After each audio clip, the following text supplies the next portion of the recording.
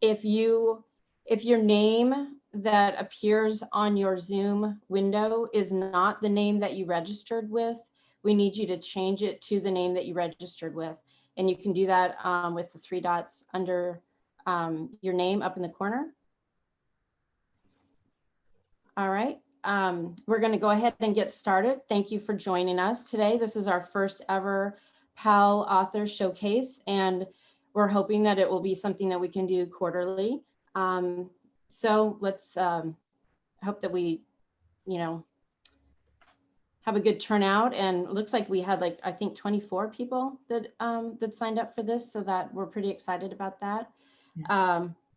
We have so much talent here in Arizona, and we really wanted to help our PAL members showcase their talents. And with this, we have 5 authors who all have books that just came out or about to come out. So we're excited to hear from them today.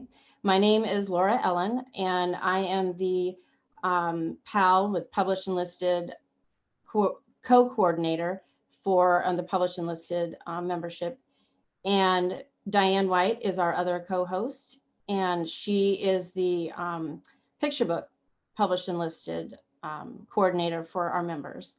And then Sharon Skinner is here, and she is our beautifully talented regional advisor, and she is manning the Zoom recording. We're going to actually take this recording and put it on YouTube so that our authors get a little bit more exposure that way as well. We have a YouTube channel for our region. And so thank you so much for coming.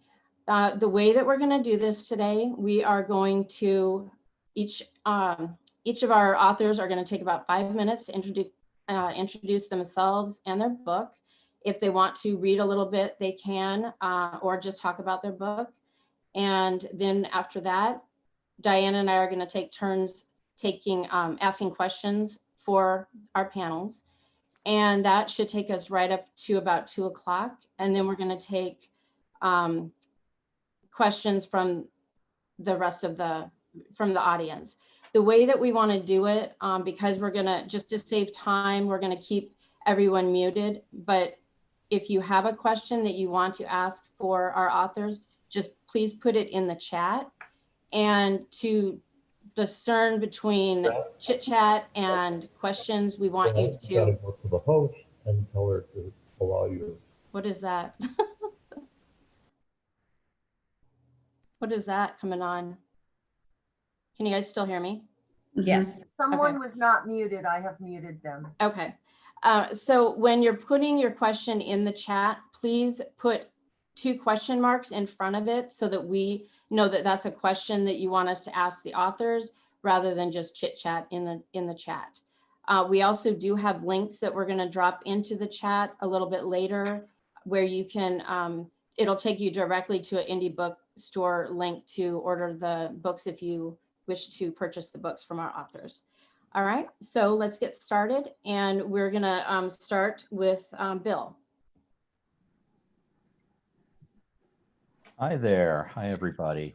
So I am Bill Konigsberg. I am the award-winning author of 6 young adult novels, and my most recent book is this one. It's The Bridge.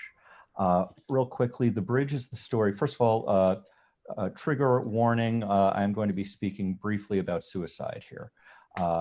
The Bridge is the story of 2 teens, 2 17-year-olds who meet on top of the George Washington Bridge in New York. They're both there to jump, and they interrupt each other.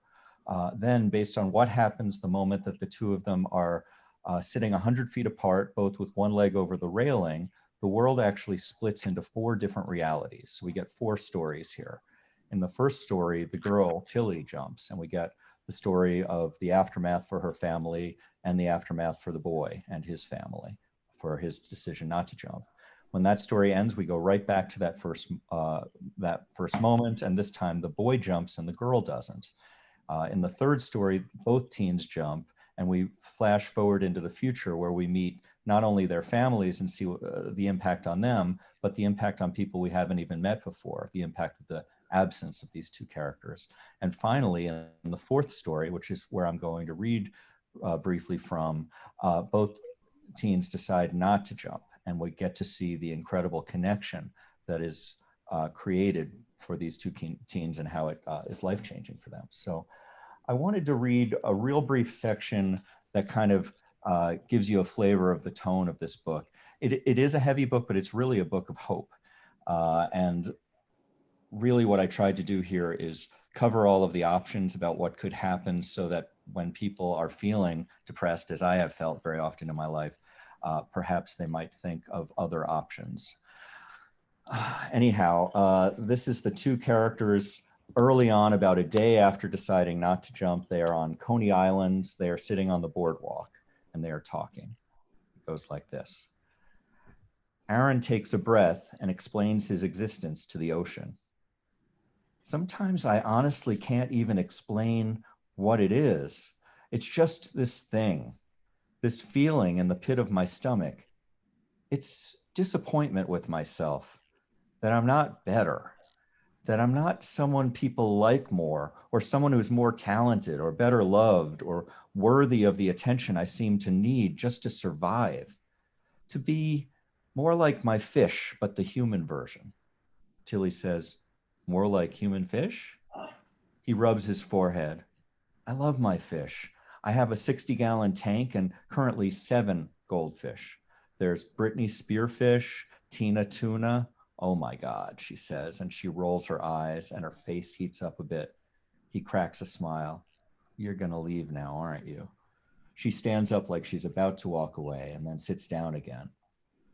So anyway, he says, they just swim around all the time. You know, when you look at something and you know there's no sadness there, that's my fish. There's a nobility to being a fish, I think. Until he says, fish nobility. He says, they aren't swimming around in a circle thinking, oh, kill me, this is so boring, which is exactly what I'd be thinking. That's the connection, I think. She crosses her legs and leans back on the bench. You know what? I actually really get that. He says, you do? I do. Ugh, he says, it's hard because the problem is me, obviously.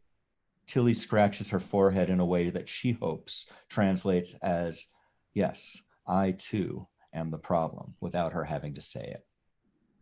Anyhow, I'm going to stop there. Very nice. All right, thank you. And so then now we are going to hear from Dusti Bowling. Hi, thanks. I'm Dusti, and I'm a middle grade author. I have 4 books currently out, and 5 scheduled to be published, 4 of which are also a chapter book series that will be out starting next year. And my latest is The Canyon's Edge, which is a middle grade novel in verse. And it's about a young girl named Nora who is hiking in this really isolated slot canyon in the middle of the Arizona desert. And she gets separated from her dad and all of their supplies, and she has to find him and save both of their lives while also dealing with this beast that is stalking her through the canyon, which is really representative of the PTSD that she is experiencing as a result of something that happened to her 1 year prior and her family. So it's really a book about trauma.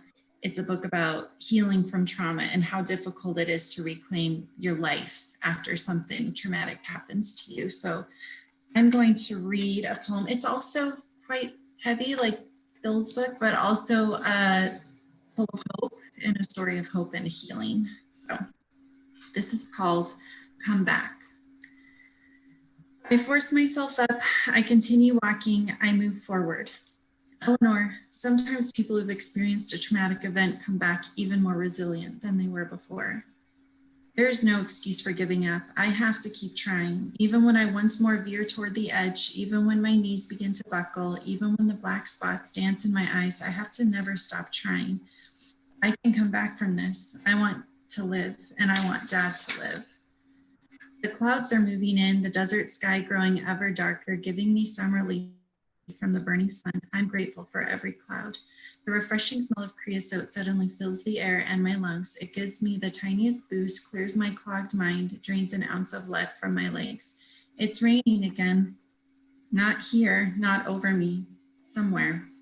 Even if it didn't rain for a very long time, the creosote bush would survive. It can live up to 2 years without water. The creosote drops its leaves. It may even drop its branches, but it keeps what it needs in the root crown so it can come back. I've shed leaves. I've even torn away branches, but I still have what I need in my root crown so I can come back. I've survived this last year. I've gone half as long as the creosote bush. I can go another year, but I want this year to be different. I don't want to survive the next year as I did the last year. I want to live the next year. I can come back. And I think that kind of sets the tone for the story. Thank you. Thank you, Dusty. All right, and then next we have Kelly deVos. Yay, here I am. Okay, hi, I'm Kelly. So the book that I was going to talk about today is Day One, which is the second book in my Day Zero duology. I'm not going to read because I don't actually have books yet. The book isn't released until December 1st. And I think one of the consequences of COVID-19 in publishing is that they're super behind in sending out author copies. So I don't actually have any. So here is the first book. Basically, the series, it's about something. It has a plot that I'm about to describe to you right now. So it's a young adult thriller, and it's set in a near future quasi-dystopia.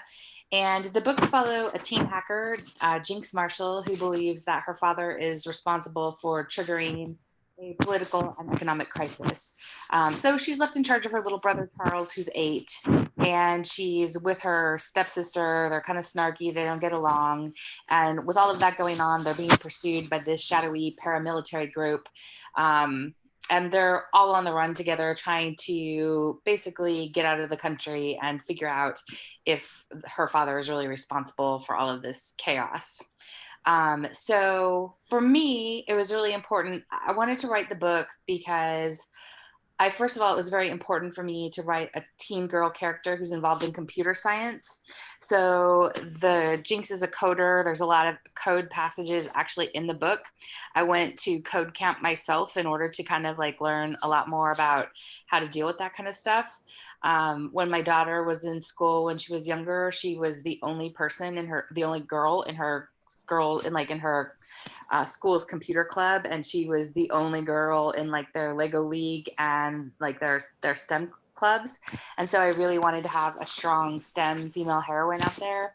And I'm also super interested in prepper culture. So Jinx comes from this family of preppers. So if you're interested in that at all, that's in my book. I did tons of research on all kinds of prepping, like how to suture your own wounds, what kind of meals to pack, self-heating meals, like how to survive in a disaster. And all of that is in the book too. So I think both of them are kind of exciting, hopefully. And so book 1 follows Jinx basically through an election where an autocratic president uses fake news to seize control of the country, and they have to kind of get out. And book 2 follows their rebellion as they're kind of fighting back against this regime. So anyway, December 1st, I hope you'll check it out. Thank you, Kelly. That sounds awesome. I did read the first one, so I'm anxious to read the second one. All right, next we have, what's that? Oh, I just wanted to say really quickly, Laura, thanks so much to you and Dianne for hosting. Well, thank you. All right, so next we have Monica Brown. Hi, everyone. My name is Monica Brown. I am so excited to be here. I, too, am so grateful to be invited by Laura and Dianne and participate in my home state. I am the author of over 30 books for children. I write picture books and I write chapter book series. I am going to be talking about my most recent picture book, Charuco, Peruvian archaeologist Julio Cipello, El Arqueólogo Peruano Julio Cipello, but you may know me from my Marisol McDonald Doesn't Match, No Combina series, or Waiting for the Biblioburo. I also write chapter books. I have 2 chapter book series, Lola Levine and the Sarai series, and a forthcoming unannounced series from Harper Kids that will be my first exploration and dipping of toes into fantasy. So I'm very excited about that. I'm happy to talk to you about this book today. This is a very personal story. You really will not believe it when I tell you. This is Julio Citeo. He is the founder of archaeology in Peru and in the Americas, really. And what makes him quite distinct is that he is the first indigenous Quechua-speaking archaeologist of the Americas, and he is Peruvian. And I am the daughter of a Peruvian immigrant. And if you want to know how I came to know who Julio Citeo is, my mother in Lima lived on Julio Citeo Boulevard. And so when we would travel back, she would actually, you know, want us and my children to visit the house that she grew up in. So we'd visit the house on Julio Citeo. And so I'm very fortunate at this stage in my career that I get to introduce Peruvian American figures. You have another rocking Peruvian American author in Juana Martinez Neal in Arizona. We share an agent. And we're bringing very diverse Latinx stories. And so I want to share, I'm going to read, I think, just 2 pages from this book. The art is amazing, and I'm so proud of Elisa Chavarri, my illustrator. She too is, well, she is a Peruvian American immigrant.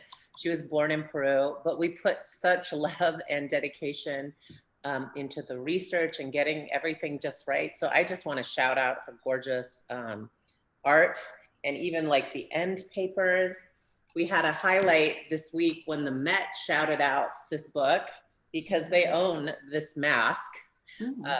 Which is another story, but they did it. So we just put effort into every aspect of this as an amazing story of an amazing boy who, through a series of wonderful events, ended up getting to study in the capital, getting scholarships and hustling and arriving there by horseback with help from his aunt, who was a maid in the presidential palace, to getting a scholarship to study archaeology at Harvard, to doing so much and changing the way indigenous stories are told, and sort of working very hard to preserve and conserve Peru's indigenous history at a time when people from families like him were incredibly discriminated against.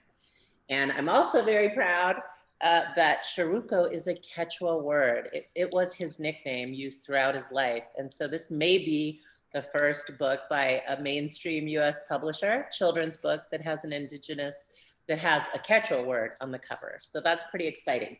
I am going to read the first 2 pages. I'm going to read the first page in English and Spanish, because even though there may be lots of bilingual Spanish speakers here, or there may be none, I think it's good to have different languages in these spaces. If you are an aspiring children's author or early career, you should know that books travel. They reach children across the world. I've been so fortunate. My books have been translated into over a dozen languages, from French and German to Chinese, Korean, Japanese, Greek, Portuguese, Farsi.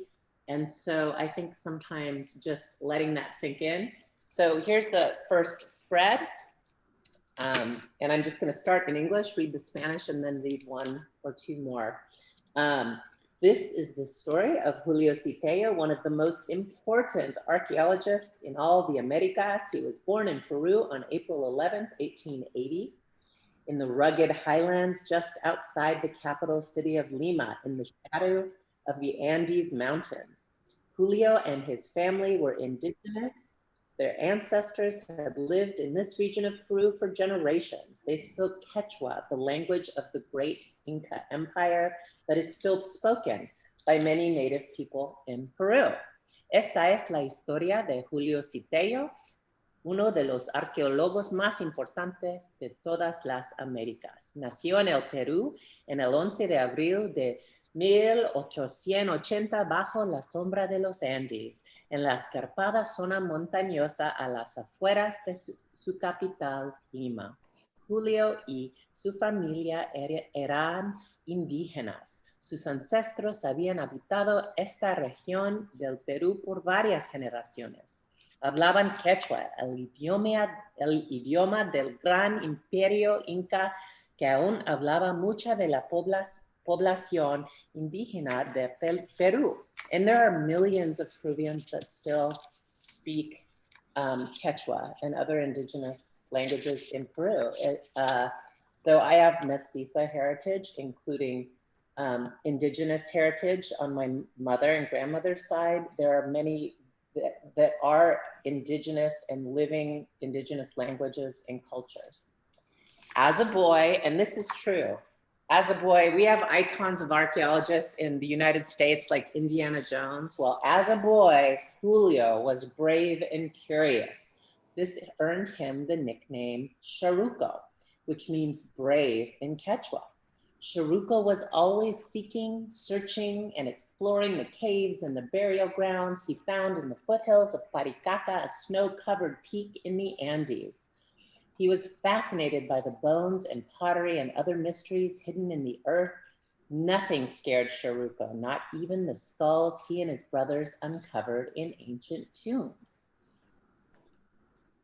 And here's an image that I won't read, but he heard stories from his father. And one was of the conquest. And this was a very intense spread that Elisa and our editor, Louise May, and I worked on, because how do you depict something like that for children? So each and every page of this book was created with a lot of love. And his story is so compelling because as a child, he did find these skulls that had emphasis, that had, he would later find out as an archaeologist, that had evidence of brain trephination, successful surgeries performed by indigenous peoples of Peru. So as you can see, this is a very personal book for me. So I will not continue talking about all the wonders of indigenous Peruvians and this archaeologist, but I look forward to questions, and I'm very happy to be here with these amazing authors today. Thank you, Monica. That sounds awesome. I love the illustration. As a YA person, I'm always fascinated by the illustrations of. I wish I could do that, but I'm not. So, all right. And then last we have Terri Fields.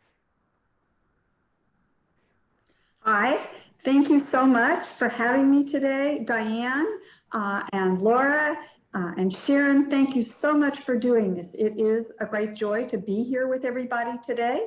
I have the book that I'm going to talk about. Actually, before I do that, I have written 29 books.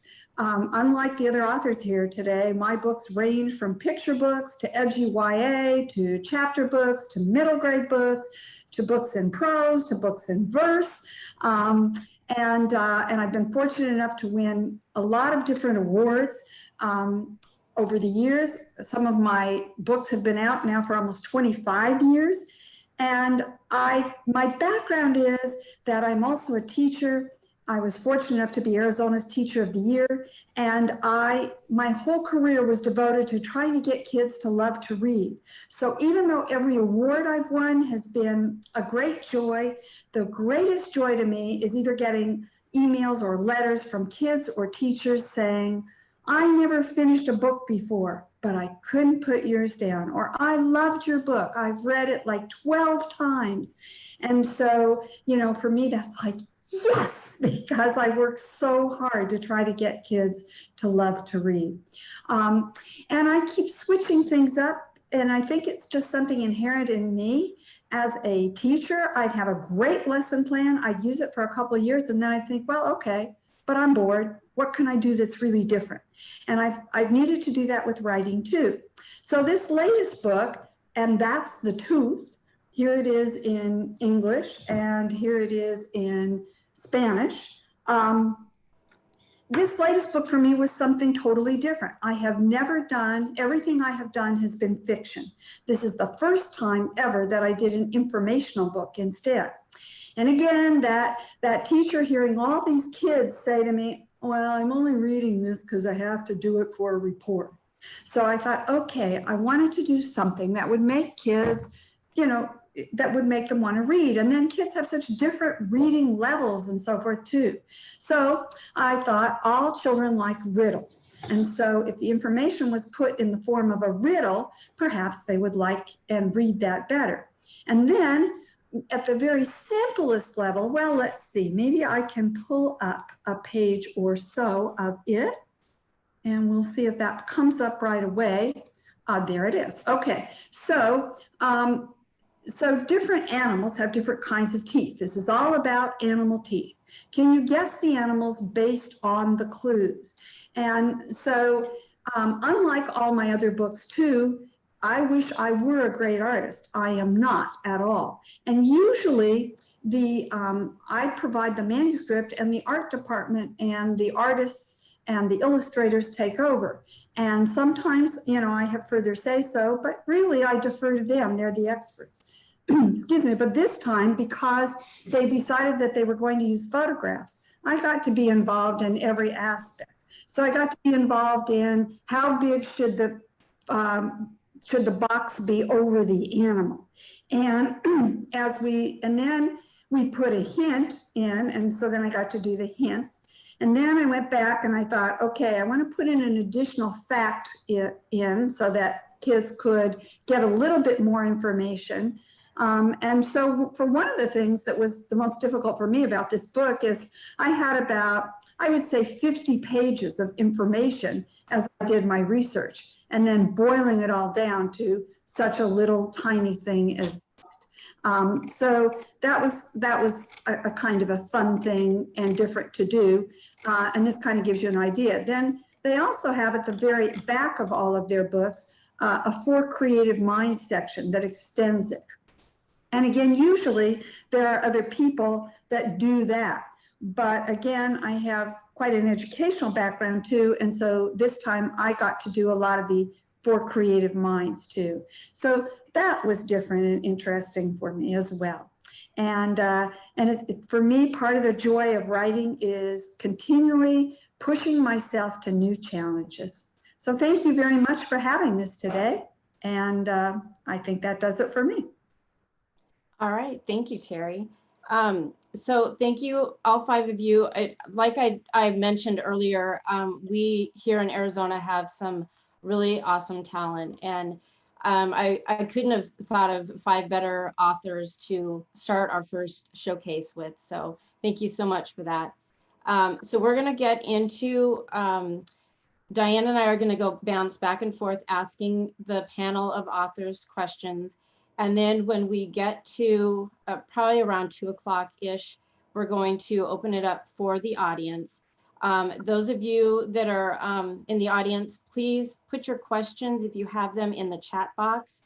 Make sure that you put your, put 2 question marks in front of the questions so that we can discern between the chit chat and the questions so that Dianne can pick them out pretty quickly. So we are going to start with the first question. And I also wanted to mention that, like I was talking about, we have a lot of talent. We also do in our audience, we do have some authors who have books that are just coming out or about to come out. We also have a couple on our planning committee who have books that just came out or are about to come out. And so this question, I think, that I'm about to ask kind of resonates with everybody. And I want to get the 5 of you, your take on it. And let's just kind of, we'll start with Bill and then just go in the order that you guys presented so that we don't talk over each other. But obviously you guys have all published several books, and you've had books that have been released in non-pandemic times. So how has releasing a book during this pandemic, how has that differed in like marketing? How has it been harder? Are you finding that there are things that you had to change, or I don't know, maybe it was easier? Are there just kind of, if you can talk about the different things that happened with this particular book coming out during the pandemic versus previous books? It's a great question. And there's a lot to be said, so I'm curious to hear what everybody else says. I'll just say it's a really tough time to release a book. You'd think because we're all at home that everybody's reading, and that doesn't seem to be the case. I think a lot of people are watching Netflix. Especially hard in my situation, releasing a book about mental health and depression during a pandemic. I think this is not necessarily the best time for it. I'm curious to hear what other people say, but that's it's been a challenge for me. All right, Dusty. Yes, I'll add to it. Yeah, it's been really, really hard, especially for those of us who do a lot of school visits. So obviously we're not doing school visits anymore. So that is the bulk of what I do for a lot of my promo and marketing.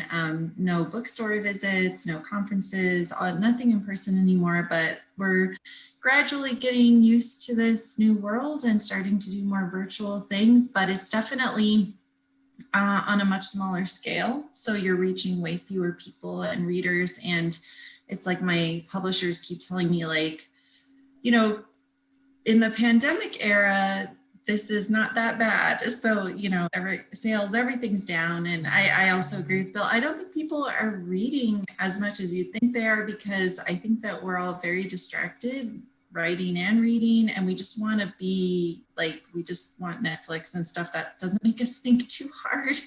So it's really tough. All right, Kelly. Yeah, I mean, I feel like it's definitely different and in many ways more difficult. I feel like in my case, I'm almost kind of lucky because my book is a sequel. And generally speaking, when you have a sequel, most of the marketing is front loaded with book one. So my expectation in terms of what the publisher was going to do was already fairly low, because usually they spend the money on book one and then that's kind of like where it goes. So I feel like kind of actually relieved, because I feel like what's happening is probably what was going to happen anyway. But I think that that's just in my case in particular. I feel like people are reading a lot, but like everywhere I go, everyone's reading the same book. And so like you see like the same one book, every person just has that, you know, like they're selling like a bajillion copies. And what is difficult right now is that like a lot of the ways that people would commonly share love of books, like via conferences or via events or through school visits or whatever, that's the part that is lost. And so all you're left with is this very competitive digital space where everybody is trying to be right now. So. Okay. Monica? Yes, so marketing is a huge issue whenever you release your book. These are really challenging times. I do think there are concrete things you can do to support a book release, even with the fact that school visits, which are very, very helpful in spreading the word. One school visit reaches, 800 children. But there's a few things you can do.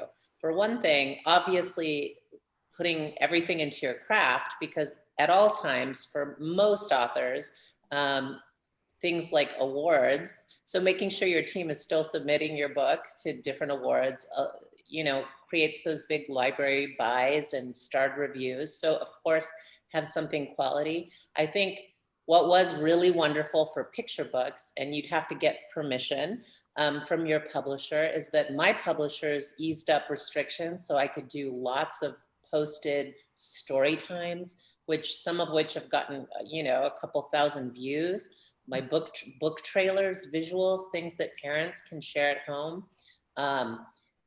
This is not that any, creative person necessarily wants to hear, but like my agent dragged me kicking and screaming onto Twitter. And yes, being on more social media sites means I write less, because you can't just go and only promote. You have to be part of a community too.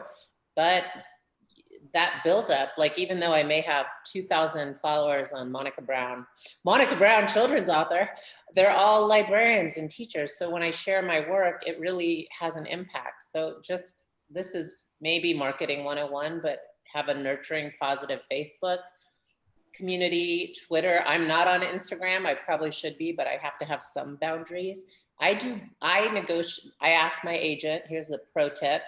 to negotiate. Now everyone's going to ask, and it'll never happen again. Lots of author copies, which is usually a place where there's some flexibility in contracts after all the other things are done, because I always do giveaways. And that's a way to give back to teachers, sometimes to anyone, but often to schools, like put forth the name of your favorite library or school. And that's how you sort of build readership and followers. And it's a gift to all these awesome teachers and librarians. You reach out, you need, depending if you're like at a mid-sized publisher or a large publisher or a tiny publisher, it doesn't matter. I've published with all levels of publishing and budgets. When I was with a smaller Arizona publisher, you'll remember Northland, Rising Moon, Luna Rising. I asked them to help me with a publicity, release, and I packed my own like proposals to the Miami Book Festival, to different things, and mailed them myself, and I got hits. If you can afford it, a lot are out of reach, but even when I couldn't as much as I perhaps can now, when I was with smaller publishers, I invested in marketing, and all that is people sending them out. But emails, it's its own job. But if you're an early career writer doing this work, it will help you later on in your career, this kind of marketing work. And I have a million, concrete things, but I'm sure my colleagues have more to say or not. Awesome. Thank you, Monica. And then Terri? Well, actually, this book was supposed, and all my books have come out in both paperback and hardback at the same time. The printer who did the hardbacks went bankrupt. And so the hardback is now not coming out until January. So that's one implication. But I'd also, even though we're supposed to speak just to this book, I have another book, After the Death of Ana Gonzalez, that came out in paperback. It had been in hardback, but it just came out in paperback last year. And I was very excited to market that. That too is a book about teen suicide. And I had been invited to speak at a very large YA conference. And then of course that was canceled. And in kind of an unprecedented thing, Macmillan agreed that for September, which is Teen Suicide Prevention Month, that they would waive all performance rights, because it's a book in verse and it really lends itself to readers' theater that some kids have already done. But they said, for that month only, there would be no performance rights, which if you're a high school theater teacher is a big deal. And then of course, the pandemic, and the last thing any theater teacher was worrying about in September was, oh, performance rights, no. So it's really a very, very challenging time. And I do agree with Monica.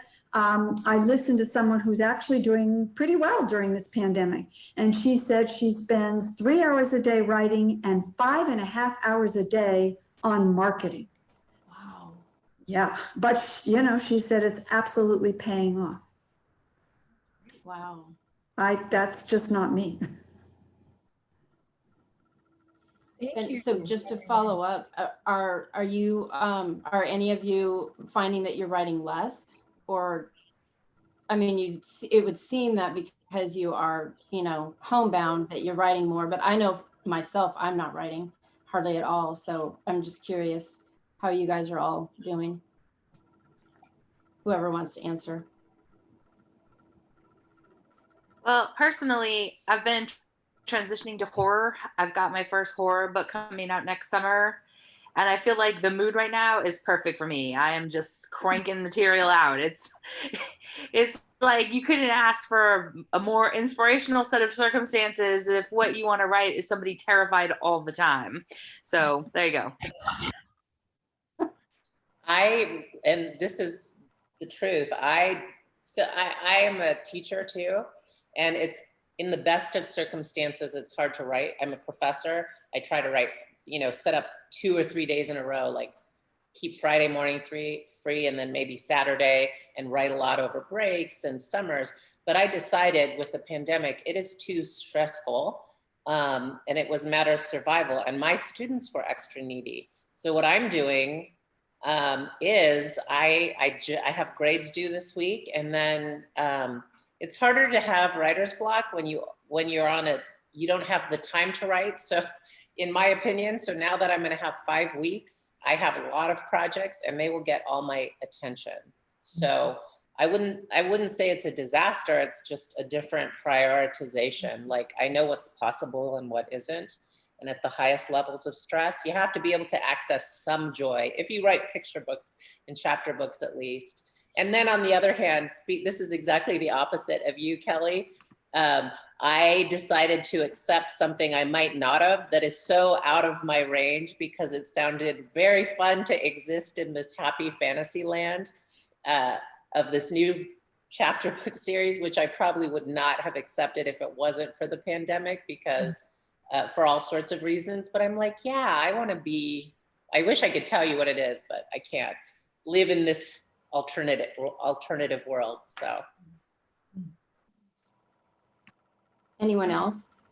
Yeah, I've been really struggling too. And I think that the book that I have that comes out of this pandemic it's going to be vastly different than anything I've ever done before, because I just decided to throw all caution to the wind and just work on something that is totally like different and filled with weird stuff and just will keep me interested, because I am finding it really hard to stay interested in my own stories right now, and finding it really hard to focus. So I apologize for whatever weirdness may be coming out in the future, but just understand that's probably, I imagine that's going to be happening a lot, like around 2022, we're going to be seeing a lot of really weird books coming out because writers are like, oh, so anyway. I had decided to write, because I hadn't written heavy with my suicide book. I was writing about AIDS, and then the pandemic came, and writing about an epidemic during a pandemic. No. So just like everyone else is saying, I'm writing humor, and I need that. It's been a dumpster fire of a year. Humor.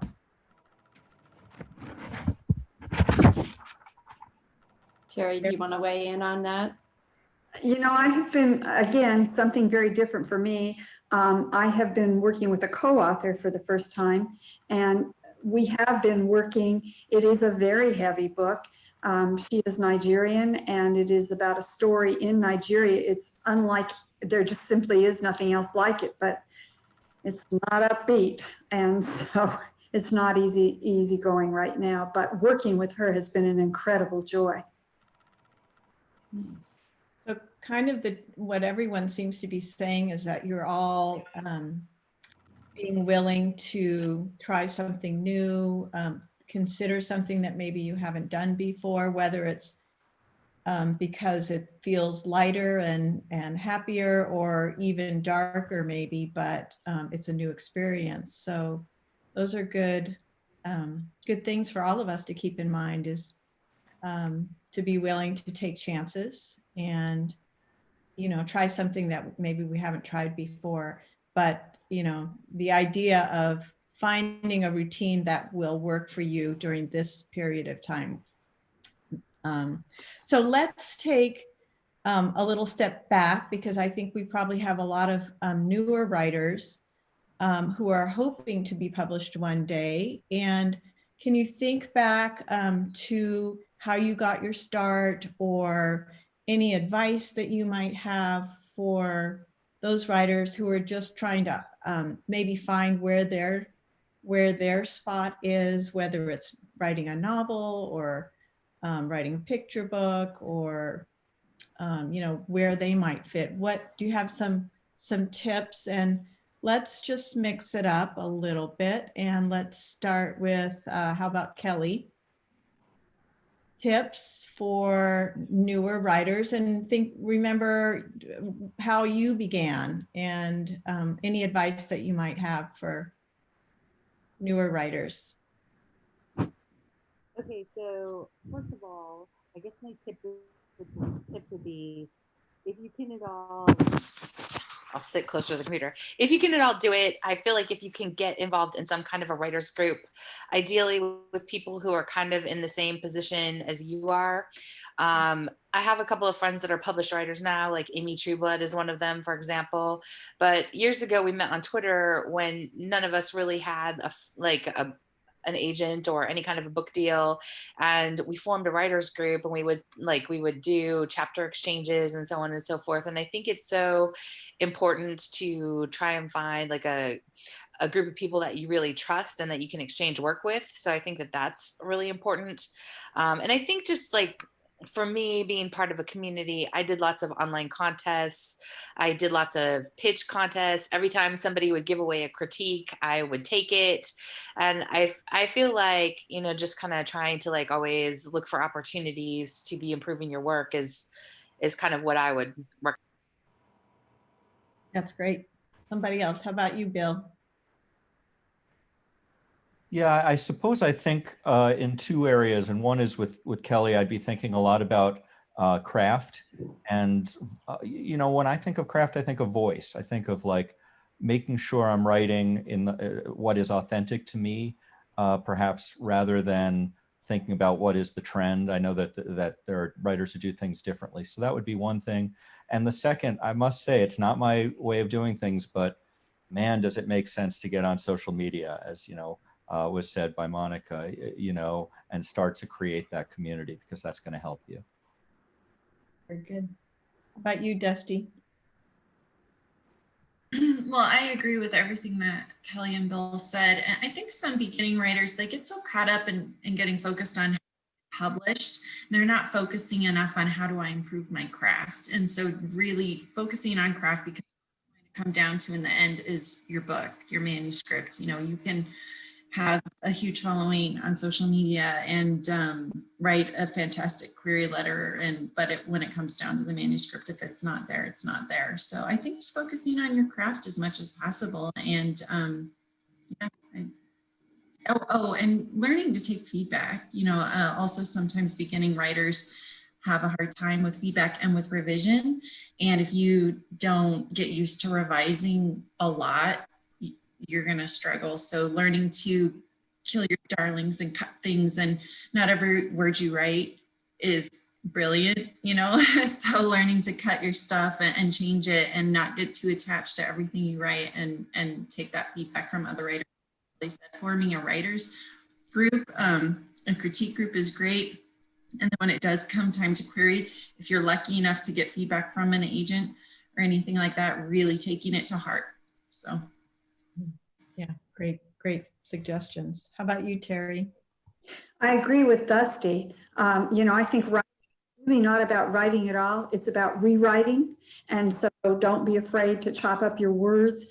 But I also think I've worked with one writer. She has been revising her book for 20 years. At some point, it's time to let it go. It's time to let other people, you got to get it out there and see it. I started my writing career with writing articles for magazines, nonfiction articles for magazines. And I wrote for most of the major magazines in the country on a freelance basis. And I started that, I went to a workshop. And the one thing the man said at that workshop that stuck with me is, don't give up until you can wallpaper your bathroom with your rejections. That was in the days when they at least sent rejections.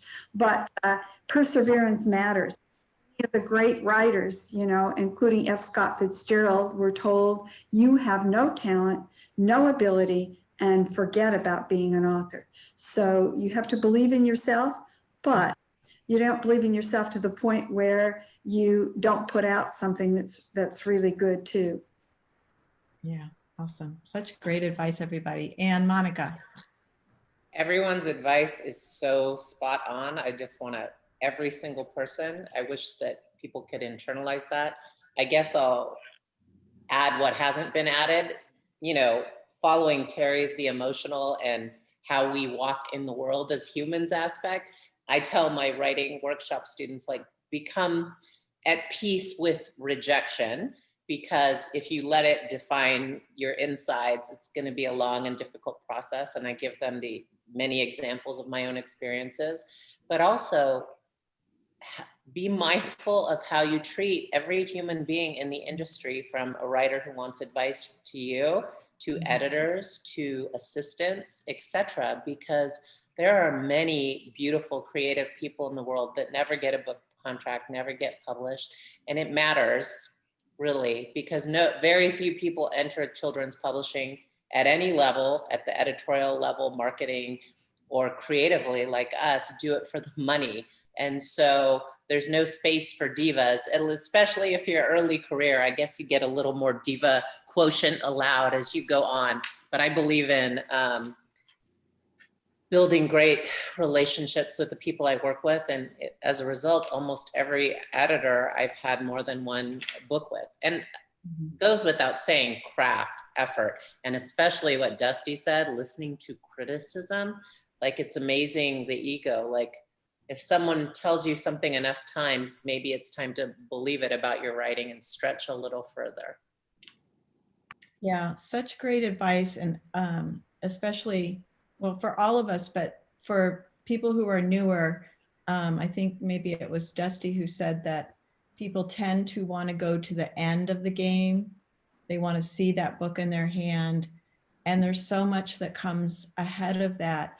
And because everything is slowing down, editors are looking for certain kinds of books right now because of the pandemic. And, they also are struggling with their work and with their families at home. And, there's a lot of roadblocks, pandemic or no, and leaving space for just learning and growing and continuing and believing yourself is so, so important. And it's also one of the reasons why I think it's so awesome that all of you have joined us today, that we have these 5 terrific showcase authors, because you've given us all such great advice. So I think I'm going to turn it over to you, Laura, with the next question. Okay.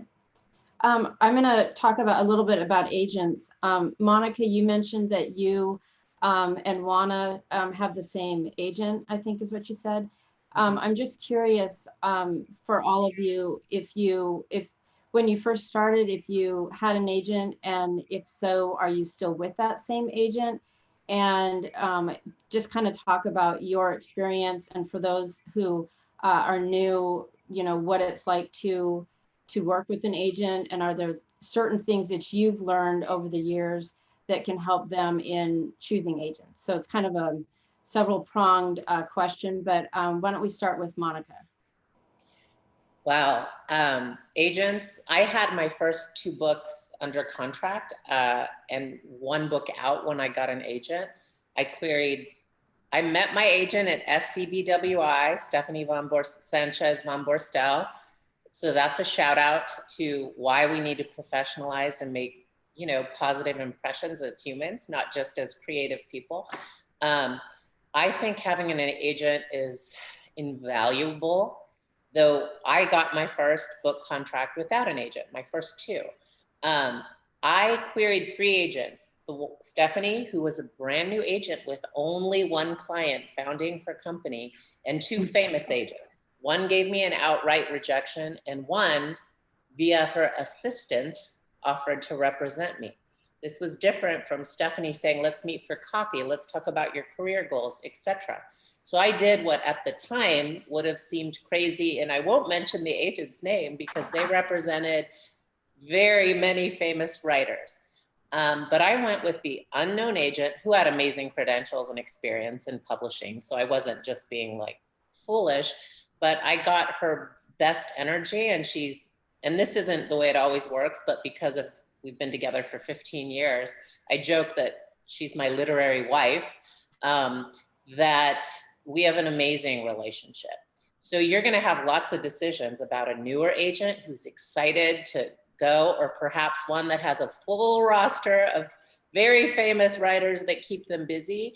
I do think you need to trust your instincts, but also do your research, because not everyone has the same experience with agents, but I've been with mine for nearly 15 years now. Okay, thank you. How about Dusti?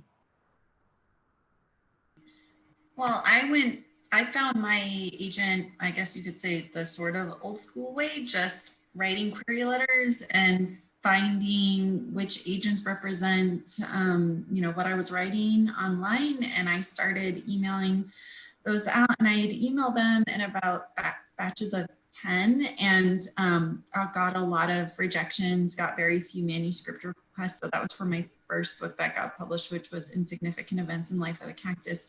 And I ended up having to send emailed query letters about 100 times before I got my agent.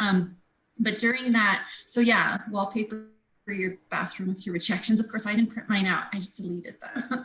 So, you know, but during that process, I wasn't just sending a first draft the whole time. When I did get a couple of manuscript requests, and these two agents were really, really kind enough to send me some feedback after they read the manuscript. And so I revised my story pretty extensively, and then I would send out more letters. And then if I ever got any feedback at all, I would continue to revise and revise. And I revised it the whole time. I was still learning. I was thinking about my next book because I thought this one's not going to happen. So it was about 100, and I got my agent, who is Shannon Hassan at Marcel Lyon Literary Agency. And she's still my agent to this day. I love her. And she's been wonderful and well worth, you know, her commission or whatever you want to say. So, I mean, I just went, I didn't know anybody. I never went to any conferences or anything like that. So I just went through the standard process that a lot of people have to go through, but I didn't, you know, I think it was about 80 rejections, and I was feeling pretty discouraged, but so I'm glad I didn't give up at 80 rejections in though. We're glad you didn't either. All right, how about Terri? Well, I started so long ago that you didn't have to have an agent. And so I just sent queries to publishers, and amazingly, editors back then responded. It was pretty amazing. So I was really late to the agent game. You know, I already had books out with Scholastic by the time the industry really began to change. And right now, because of this book that I have been working on with my Nigerian co-author, I am now looking for an agent. So I hope that works out. And but having the wrong agent, I think is in some ways worse than having no agent. So I think you need to be careful in your agent search too. All right, thank you. I agree with that. Okay, and then Kelly? I'm sorry, is it me? Yeah. Yay, okay, it's me. So I'm on my second agent. I found my first agent, Kathleen Ruschal, from Andrea Brown through a writing contest, actually. And I'm gonna, as soon as I'm done talking, I'm gonna put the link to the contest in the chat in case anyone wants to see it. But I wanted to, like, I know we were talking about this a minute ago, and I don't want to get off on some total tangent, but I did just want to build on what Monica was saying about being nice to everybody. I do think it's really important to be kind to people and when you're interacting with them in publishing, because ultimately it's the same people over and over again, and they all talk to each other. And you don't have to take feedback that somebody offers to you. There's a lot of times when agents gave feedback to me on manuscripts that I didn't choose to take. I didn't agree with them, but I always thanked them, and I always let them know that I appreciated it. And I always tried really hard to think about why they would be saying that or kind of what they were getting at. And the reason that I point this out is because I had been participating in this contest called Query Combat, which is run by this science fiction writer, Michelle Hawk, which if you're looking for writing contests, I totally recommend following her on social media because she does several throughout the year. But this awesome agent, Patricia Nelson, requested my book, my first book, Fat Girl on a Plane. And she's like, hey, and I had been talking to Patricia for a long time. Like I had done like consultations with her. I had seen her at events. Like she had rejected my previous book. I mean, but it was like friendly. And so she said, you know, I'm going to read this. And then she came back and she's like, look, I really like this, but it's just not right for my list. I'm sending it to my colleague, Kathleen Ruschal, to look at. And an agent sending your book to another agent is a lot different than you sending it to another agent. It gets read a lot faster. It's a lot different than just being in the bottom of the slush. And so a couple weeks went by, and then Kathleen and I had a call, and she agreed to represent me. So I got the agent through a combination of being involved in the contest and just generally kind of being in the community. Later on, Kathleen was kind of going more in a direction of like, I was going in a really super dark murder direction, and she was going in a really positive, sir, you know, French toast and lady pancake direction. And so it kind of was, it was kind of like, well, we're not really maybe a great pair anymore. And so when I started trying to go on submission with my horror book, we kind of mutually agreed that I should go get a different agent. And at that point, I had enough writer friends that I just almost did it exclusively based on referral. So it was basically like, I just approached every person that I know and I was like, hey, you know, I've got 3 published books. You know me, right? Would you refer me to your agent? Which is not something that I recommend, by the way, unless you know that person very, very well. Like if you haven't been at a meal with that person, don't ask them to refer you to an agent. Like if you don't know where they live, or you don't know where their last name is, or you don't know what kind of food they like to eat, then you probably should not be asking them for that kind of referral. But if you've been around for a while, you'll probably get to the point where you do know a lot of those people and you can start asking those questions. So that is where my second agent came from, which in a bizarrely complicated turn of events was Alice Sutherland Hawes, who 3 weeks ago left the agency that I'm with to start her own agent. So now I'm actually on agent 3, Chloe Seeger from Madeline Milburn. So yay, this is a much longer story than I intended to tell. All right,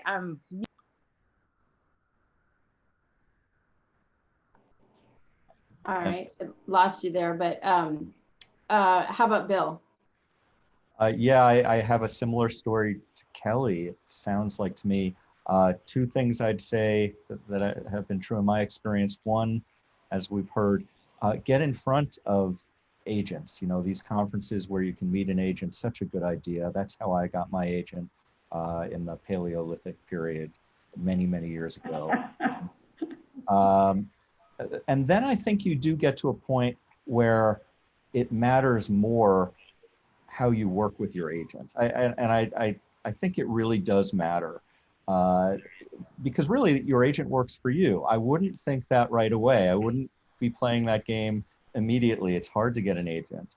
But once you get into the game, that person is in a way your employee. The way I look at it. So, you know, do you work well together? Do you like the feedback they give? Do you like the way they handle things with editors? It's an important relationship. Thank you. All right, Dianne, did you have some questions, or do we want to turn it over to the audience questions? Yes, I think we'll just go to the audience questions because it's 5 after 2. And I just want to say, I just feel like we are also lucky to have all of you kind of touching on so many different and important aspects of a writer's life for people all, you know, at all stages. I think it's good for newer writers to hear kind of the journey of, oh, I've had this, I'm on my 3rd agent, or, you know, I did it this way, or, and, you know, there's a lot of different ways, but I hope everyone is hearing that, you know, it's a close community. It's important to get to be engaged and to keep your focus on your work and what, you know, the kind of work that you want to do, the kind of people the kind of way you want to be in the world in front of, in your books and in front of the people that you meet. It's not just about, you know, finding the agent, getting the book. There's just so much more to it. It's just about the community, really. So some of the questions that we have had from the audience, we'll just sort of go in order, is do you have a writing routine that's working for you? And, you know, maybe it's changed from what it was, you know, 8 months ago, but do you set aside, I think Monica addressed this a little bit where she's kind of batching her work based on other schedules, but does, you know, if you just have any particular thing that seems to really be helping you, especially right now. So how about you, Bill? Yes, one thing that works for me is kind of gross, but I'm just going to say it. I have to start writing before I brush my teeth. And the reason, it's like standing at the edge of a pool. If I give myself any chance to not write, I will not write. So it's like, get up, get into my office and start writing before my brain can tell me otherwise. That's a big one for me. That's great. Surely you have coffee at least, Bill, right? Absolutely not. All right. How about you, Dusty? Well, yeah, it's been really hard lately. So I do try to write first thing in the morning for a couple of hours, or at least dedicate it to some form of writing, not necessarily working on a new manuscript, but it could be just answering emails or writing, interview questions or something like that. I have to make sure I devote at least a couple of hours a day. And sometimes just leaving the spot, like right now where I am, I don't feel very inspired in this spot in my house. So going outside, a change of scenery can help a lot, especially now that it's finally cooling down, so trying out different parts of my house and outside, since, we can't really go many places, but and just, it's okay to not write every day. I don't write every day, so. How about you, Terry? I think the pandemic has kind of given many of us kind of ups and downs, and my regular writing routine is not what it was. I've given myself permission to take breaks and deep breaths and relax some. So I'm doing some writing, but I wouldn't say that it's every day, and I wouldn't say it's on a definite routine, because sometimes, and I shouldn't, I start the day with reading the news and I'm simply too overwhelmed. I need to just get up and move, and think about other things. Yeah, we understand that. Okay, Monica. I actually do think, I think maybe it was Jane Yolen, someone famous said the key to successful writing is BIC, butt in chair. And I absolutely agree with that. Like, there is such a thing as the muse, where you're visited upon an amazing idea, but you kind of need to be sitting in front of your computer waiting for it when it really attacks. So I do believe you have to show up and put in the hours, but I used to love writing in cafes. I like, if I go on a trip somewhere beautiful, I live in the forest usually, so it's pretty beautiful. But I like the idea, since I love hiking, or if I'm near an ocean, that I get up and write, and then I can go enjoy the world, so little rewards. Since I loved being in cafes because I can tune out with headphones but still be part of the world, I did something I started doing during the pandemic called Cafe at Home. And I just set up an area in looking out a window, and, we bought during this period a espresso maker, and I was like, okay, I'm having cafe at home now. And that was my time, and I moved around the house, and you do need some difference, but ultimately it's just being glued to whatever chair you happen to be near. Good advice. How about you, Kelly? Well, I do try to write pretty consistently. I don't necessarily write every day, but I do mostly write every day. One thing I try to do in terms of a routine is, when I leave off for the night or for whatever, I always try and write a little outline of what I'm going to be doing next, so that when I go back, I know the next thing. If I'm writing a scene where someone's going to be murdered, I'm like, okay, and then I'm leaving off at this point, but the next thing that happens is someone's going to pop out or from around the corner, so that when I go to pick up, I don't lose my train of thought, or I don't forget what I'm doing. So I always try, and I'm a big outliner, but I always even try to outline my outline just kind of as I go along, and that's probably my biggest routine. Oh, also, I'm just really kind of superstitious about pens. I have to have lots of pens, even though I don't use pens to write really. I type on the computer, I just have to have them. So that's great. Okay. And Terry, you already answered, right? Yes. Yeah. Okay. So another question from the group is, let's see. Will you share what your experience was leading into landing? Okay, we already did that, the first agent. If you have a series in mind and perhaps have written the next 2 or 3, do you submit the first manuscript without mentioning possible sequels? So. Okay, well, I'll answer this, because I'll tell you, anyone who's ever heard me talk about my teen vampire detective novel, which was the first thing that I wrote that no one likes and will probably never sell. I had like 2 of these things written, and I had like an outline for like 6 of them. And I have to be really honest with you, I would never personally do that again. I would write 1 book, and then I'd have maybe some ideas for a you know, a second or a third.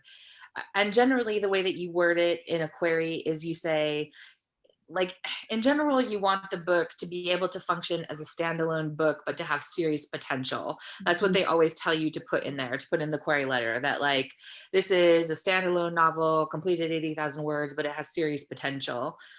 I think that like, if you look back at publishing, like when I first started trying to sell my book, and it was like back in 2015, it was kind of in the heyday of like all of these series, and people were always telling you, you know, write a book, write a series, have like 10 of these things ready to go. And I found personally that like within the last couple of years, publishers push back on that a lot. They actually want standalone novels. They feel like they get more buzz, they get more individualized marketing treatment. So it's like something has to be pretty wildly successful for them to want a sequel or for them to want to serialize it. And unless you just have loads of free time, I personally wouldn't write more than 1 book in a series before trying to like really polish that and query it and hope. And if I may, I would add, since I've done 2 series, it really depends on chapter books, middle grade, and YA. I think right now there's such a market for middle grade that's high quality. I wouldn't necessarily even mention it's a series. If you are to get a chapter book series, there's no standalone chapter books, and they will normally require like a whole world building thing. Because I was an established author with my first series, I wrote 1 full book and then had the next potential 4 books summarized, and then a cast of characters, etc. So it really depends. That's why I wanted to speak to the chapter book. They're also, chapter books are among the hardest to place in that, unless it's like an IP project, you know, but in that their series are expensive. So that's also why publishers don't necessarily want to commit to so many. Yeah. Any other thoughts on that? Or I think what you both said, it kind of covers it. And then we have one last, we just have like another minute or so. Maybe one social media platform building tip. We talked about how you need to have, it's about community. It's not about getting your numbers up, but does anybody have one thought that's working? Or maybe especially from, you'll go first, Dusty, but then maybe someone who's not like a fan of social media could say like what you do, you know, what was your first step into it? So Dusty. Well, I think it depends largely on what you write. And so I can only speak to like the middle grade community for the most part, but I find that going out of your way to connect with educators has been very productive for middle grade, because they use a lot of middle grade books in elementary and middle schools. And I'm sorry, it's my bird. Suddenly decided to start tweeting really loudly. So I think that's been a lot more productive, honestly, than connecting with more people in publishing. I kind of feel like it's such a great relationship, and it's almost like having your own personal sales force out there book talking your book to your readers. And it's a give and take relationship. You know, it's not one-sided. You know, I do a lot of Zooms right now with Classrooms Free, like 20-minute Q&As, things like that. And so you give a lot, and then in return, they book talk your book and expose it to all kinds of children. And so I found that to be quite productive, I think, and I've really focused my energy on that. I think if you spread yourself too thin across many platforms, trying to connect with all these groups, maybe you're trying to connect with like writers, or you're trying to infiltrate this group or that, I think it can be more productive to just really focus your efforts on one platform and with one community than to spread yourself across a million different ones. So I've really focused on Twitter and educators, and I think that's been really productive for me. That's great. Somebody else? I would quickly, as somebody who doesn't love social media, the 2 points I'd make. One is if it's not authentic, it's not going to work. So like, you know, if you're not a social media person and you're not going to become one, it's just going to look weird. For some reason, I am Twitter poison. I don't know why. I think I'm a perfectly nice guy. Just, I have a lot of followers and nobody likes a lot of what I say. It's not that they don't like it, they just don't respond. Find the place where you're comfortable and be there. I mean, I don't think I'm selling tons of books because I'm on Facebook all the time, but at least I'm comfortable there. So Yes. I use what I have. That's great advice. Anybody? And I think that, again, you have to genuinely be interested, but a lot of the mom blogs, if you have picture books, but you can't just be on there to hawk your book. You have to actually be on the mom blogs and respond and participate, and that takes time. But, you know, they will be great salespeople if they genuinely like your book. And they're more interested in finding out what your book is if you've really had interaction with them in other respects. Yeah, great advice. All right. Anybody else before we close things out? I'd like to just say one thing again, and that is a huge thank you to you and to Sharon and to Laura, because this takes a lot of time too. And, you know, these ladies are all authors themselves, and they're all trying to deal with the pandemic too. And to reach out and to try to do all that they do for SCBWI and for Arizona, it really is very heartening and very, very appreciated in a time, because being a writer can be very solitary and it can be very heartbreaking in a lot of ways. And to have this supportive community and people like Sharon and Laura and Dianne who take the time and reach out so much to do this, you're just super appreciated. Well, thank you very much. Thank you. And Judy said, let's not forget the librarians. There's a lot of librarians on Twitter and Instagram, you know, mom groups on Instagram and different places. So I think it's good advice to find, you know, find your place, start slow. You don't have to do it all at once, and be real. And we got a nice comment from someone, Patty, I think, said for the honesty and the openness of everyone's comments, and for just giving the real story, the behind the scenes. So we thank you all so much. And Laura, do you have any last thoughts? Maybe Sharon, come on. Sure. I just wanted, did we drop their links to the books? Did we drop that in the chat? I did at the beginning, and I'll do it again right now. Yeah, let's, if you have not already gotten our authors' books, we have links. I'm dropping them in the chat one more time. And please. And may I say something, Dianne? Only since I know people are eager for more. There is I was supposed to be faculty this year on the SCBWI AZ conference here in Scottsdale, Arizona. And it was canceled, of course, but my understanding is that it's back on for fall. So there are opportunities to network and meet, etc. But I don't know if it'll end up virtual or not, but I think the plans are. Yeah, visit our websites, you know, go see our websites too, please. Yes, the websites are in the chat. And I'm going to jump in real quick on what Monica said and let you know that, yes, we are planning a conference this year. Yes, we hope for it to be in person, but we are monitoring the situation. We want it to be a safe event. It may have to pivot. We also have some additional webinars coming up in January, February, and March already scheduled. So please check the calendar for that. And our YouTube channel, Jill is asking about that.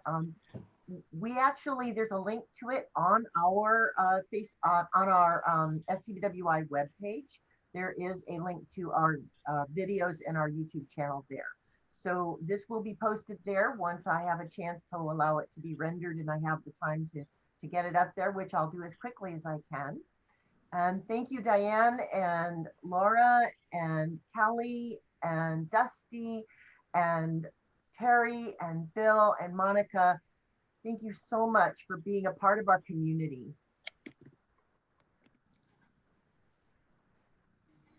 Yeah, Thank you, everyone. Heather. Thank you so much. Thank you. All Bye. right. Thank you.